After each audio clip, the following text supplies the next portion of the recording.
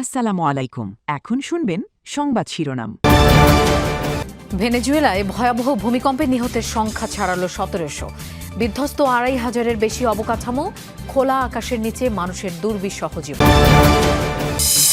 কাতারে ইরান যুক্তরাষ্ট্র বৈঠক ঘিরে অনিশ্চয়তা, আলোচনার সম্ভাবনা নিয়ে পাল্টাপাল্টি বক্তব্য দুপক্ষের। তিনি বন্দী নির্যাতনের দায়ে ইসরায়েলি সেনাকে আটকের ঘটনায় তোলপাড় ইসরায়েল জুড়ে, সামরিক ঘাঁটি ভেঙে ভেতরে ঢুকে বিক্ষোভ।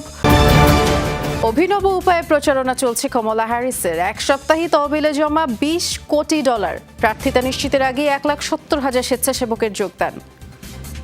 এতক্ষণ শুনছিলেন সংবাদ শিরোনাম, এখন শুনবেন বিস্তারিত। হারিয়ে খোলা আকাশের নিচে ঠাঁই হয়েছে ভেনেজুয়েলার হাজার হাজার মানুষের। ক্ষতিগ্রস্ত ভবনগুলো ধসের ঝুঁকিতে। খোলা মাঠ, সড়ক, মিউজিয়াম, স্টেডিয়াম ছেয়ে গেছে তাঁবুতে। কারো কারো তাও জুটছে না। খাবার পানির তীব্র সংকট, এর সাথে আবার যোগ হয়েছে মশা মাছির উপদ্রব। জাতিসংঘের তথ্য অনুযায়ী ভূমিকম্পে ক্ষতিগ্রস্ত হয়েছে ২৫০০-এর বেশি অবকাঠামো। বিদেশি সহায়তা নিয়েও উদ্ধার অভিযানে গতি নেই। প্রাণহানি বেড়ে দাঁড়িয়েছে ১৭০০, এখনও নিখোঁজ প্রায় ৬০,০০০। সড়কের ধারে তাঁবু খাটিয়ে অস্থায়ী আবাস। ভূমিকম্পের ভয়াবহ মুহূর্তে পরিবার, প্রিয় প্রাণী নিয়ে বের হওয়ার সময় কিছুই সাথে নেওয়া সম্ভব ছিল না। বিধ্বস্ত হয়েছে নিজের বাড়ি, তাই ঠাঁই হয়েছে কারাকাসের খোলা আকাশের নিচে। ভেনেজুয়েলার হাজার হাজার বাস্তুচ্যুত মানুষের ঠিকানা এখন খোলা মাঠ, সড়ক, স্টেডিয়াম, রেল স্টেশন। জাতিসংঘ জানিয়েছে ভূমিকম্পে দেশটির ২৫০০-এরও বেশি অবকাঠামো ব্যাপক ক্ষতিগ্রস্ত হয়েছে। মাটিতে মিশে গেছে ২ শতাধিক ভবন। যে কোনো সময় দেয়াল ধসে পড়ার ভয়ে খোলা স্থানে তাঁবুতে আশ্রয় নিয়েছে বাসিন্দারা। নেই পর্যাপ্ত খাবার পানির যোগান। চরম দুর্দশার মাঝে মরার উপর খাড়ার ঘায়ের মতো যোগ হয়েছে মশা মাছি সহ অন্যান্য পোকামাকড়ের উপদ্রব। এখনো আতঙ্কে দিন কাটাচ্ছি। বাড়ির দেয়ালগুলো দেখলেই মনে হয় যে কোনো সময় ধসে পড়বে। ভবনগুলো বেশ ক্ষতিগ্রস্ত, ভেতরে থাকা বিপজ্জনক। যদি আবারও ভূমিকম্প শুরু হয় তাহলে দেয়ালগুলো ভেঙে পড়তে পারে। ব্যাপক এই প্রাণহানির জন্য সাবেক প্রেসিডেন্ট হিউগো চ্যাভেজ ও নিকোলাস মাদুরো প্রশাসনকে দুষছেন অনেকে। কয়েক দশকের অবহেলা, দুর্বল অবকাঠামো এবং ত্রুটিপূর্ণ লাইসেন্সিং ব্যবস্থার কারণে বিপর্যয়ের মাত্রা এত বেশি বলে মনে করছেন তারা। ঈশ্বর আমাকে উঠে দাঁড়ানোর শক্তি দিয়েছিলেন, আমার পরিবারকে ওই ধ্বংসস্তূপের ভেতর থেকে বের করে আনার শক্তি দিয়েছিলেন, কিন্তু দুর্ভাগ্যবশত আমার মেয়েকে বাঁচাতে পারিনি। ফায়ার সার্ভিস আর অ্যাম্বুলেন্স যদি যুক্তরাষ্ট্র ইরান সরাসরি বৈঠক ঘিরে তৈরি হয়েছে ধোঁয়াশা। আলোচনার সম্ভাবনা নিয়ে পরস্পর বিরোধী বক্তব্য দিচ্ছে ওয়াশিংটন ও তেহরান। মার্কিন প্রেসিডেন্ট ডোনাল্ড ট্রাম্পের দাবি, দোহায় আজই মুখোমুখি হচ্ছেন দুই দেশের প্রতিনিধিরা। অন্যদিকে তেহরান বলছে সরাসরি বৈঠকের কোনো পূর্ব পরিকল্পনাই করা হয়নি, বরং সমঝোতার স্মারক বাস্তবায়নের অগ্রগতি জানতেই মধ্যস্থতাকারীদের সাথে সাক্ষাতে দোহায় যাচ্ছেন ইরানের বিশ্লেষক। 2 দিনের পাল্টাপাল্টি হামলার পর যুক্তরাষ্ট্র ইরান আবার সংঘাত বন্ধে রাজি হলেও শান্তি প্রক্রিয়ায় পরবর্তী ধাপ নিয়ে দুপক্ষের বক্তব্যে তৈরি হয়েছে বিভ্রান্তি। মার্কিন প্রেসিডেন্ট ডোনাল্ড ট্রাম্পের দাবি, মঙ্গলবার কাতারের দোহায় মুখোমুখি বসবে দুপক্ষ। সাম্প্রতিক সংঘাতের পর ইরানই এ বৈঠকের অনুরোধ করেছে বলেও জানান তিনি। হোয়াইট হাউস জানিয়েছে সম্ভাব্য আলোচনায় অংশ নিতে কাতারের পথে যুক্তরাষ্ট্রের বিশেষ দূত স্টিভ উইটকফ ও জ্যারেড কুশনার। আগামীকাল দোহায় এ বিষয়ে একটি বৈঠক হবে। সেটি গুরুত্বপূর্ণ হতেও পারে, আবার নাও হতে পারে। আমরা তা জানতে পারবো। সামরিকভাবে আমরা প্রায় জিতেই গেছি। আমরা চাই না ইরানের কাছে পারমাণবিক অস্ত্র থাকুক, আর তাদের কাছে পারমাণবিক অস্ত্র থাকবেও না। তারা এতে রাজি হয়েছে। তবে ট্রাম্পের দাবি সরাসরি নাকচ করেছে ইরানের পররাষ্ট্র মন্ত্রণালয়। তেহরানের ভাষ্য, চলতি সপ্তাহে কোনো কারিগরি বা ওয়ার্কিং গ্রুপের বৈঠকের সূচি নেই। তবে তেহরানের জব্দ করা অর্থ ফেরতের অগ্রগতি আলোচনায় একজন বিশেষজ্ঞ প্রতিনিধিকে কাতারে পাঠানোর কথা জানিয়েছেন। আমাদের কোনো ওয়ার্কিং গ্রুপের নির্ধারিত বৈঠক নেই, তাই দোহায় আমাদের কোনো আলোচনাও হচ্ছে না। গণমাধ্যম থেকে জেনেছি কয়েকজন মার্কিন কর্মকর্তা সেখানে যাচ্ছেন, তবে কাতারে ইরানি বিশেষজ্ঞ প্রতিনিধি দলের উপস্থিতির সঙ্গে এর কোনো সম্পর্ক নেই।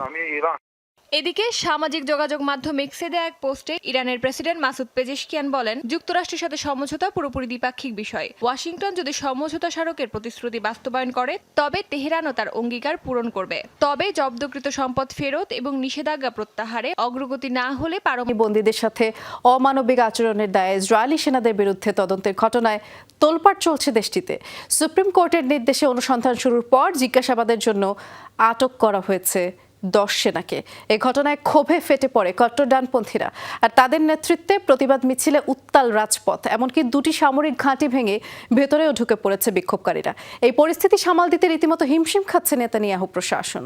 বিক্ষোভে উত্তাল হলো ইসরায়েল। তবে এবার জিম্মি মুক্তি নয়, ক্ষোভের কারণ দেশটির কারাগারে বন্দী ফিলিস্তিনিদের সাথে অমানবিক আচরণের ঘটনায় তদন্ত। ইসরায়েলের কারাগারে বন্দী ফিলিস্তিনির সংখ্যা 10,000-এর বেশি। বন্দিশালায় তাদের সাথে কতটা অমানবিক আচরণ করা হয় তা সামনে এসেছে বহুবারই।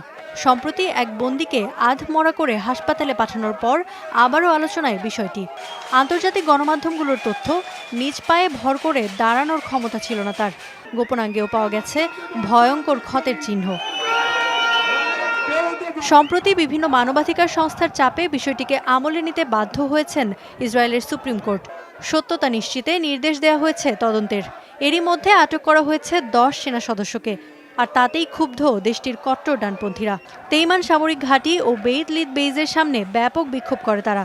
বেড়া ভেঙে ঘাঁটির ভেতরেও ঢুকে পড়ে অনেকে। তৈরি হয় বিশৃঙ্খলা। সেনাদের গায়ে হাত দেওয়ার চেষ্টা করলে ইসরায়েলিরা ছেড়ে দেবে না, রুখে দাঁড়াবে সরকারের বিরুদ্ধে। সরকার বা কোনো রাজনীতিবিদ নয়, সেনাদের জন্যই এখনও টিকে আছে ইসরায়েল। হেগের আদালতে সাধু সাজতেই এমন পদক্ষেপ, তা দেশের জনগণ বোঝে। ইসরায়েলিদের এমন আচরণ কোনোভাবেই গ্রহণযোগ্য নয় বললেন সেনাপ্রধান। দাবি তদন্ত হলেই ইসরায়েলি সেনাবাহিনীর সম্মান অক্ষুণ্ণ থাকবে। সামরিক ঘাঁটিতে প্রবেশ এবং সেখানে বিশৃঙ্খলা তৈরি কোনো নির্বাচনের প্রার্থিতা ঘোষণার পর এক সপ্তাহে কমলা হ্যারিসের প্রচারণা তহবিলে জমা হয়েছে $20 কোটি। ডেমোক্র্যাট প্রার্থিতা নিশ্চিতের আগেই 1,70,000 ভলান্টিয়ার যুক্ত হয়েছে তার সাথে। অভিনব সব উপায়ে প্রচারণা চলছে। একের পর এক জরিপেও রিপাবলিকান প্রার্থী ডোনাল্ড ট্রাম্পকে পেছনে ফেলছেন তিনি। উইসকনসিনের বাসিন্দা 66 বছর বয়সী লার স্যাভেনো 2016 সালের প্রেসিডেন্ট নির্বাচনে ভোট দিয়েছিলেন ডোনাল্ড ট্রাম্পকে। তবে এবার পাল্টেছেন মত, সমর্থন দিচ্ছেন ডেমোক্র্যাট কমলা হ্যারিসকে। স্যাভেনোর মতো সাবেক ট্রাম্প সমর্থকদের সহায়তায় বিশেষ উদ্যোগ নিয়েছে কমলা হ্যারিসের প্রচারণা টিম।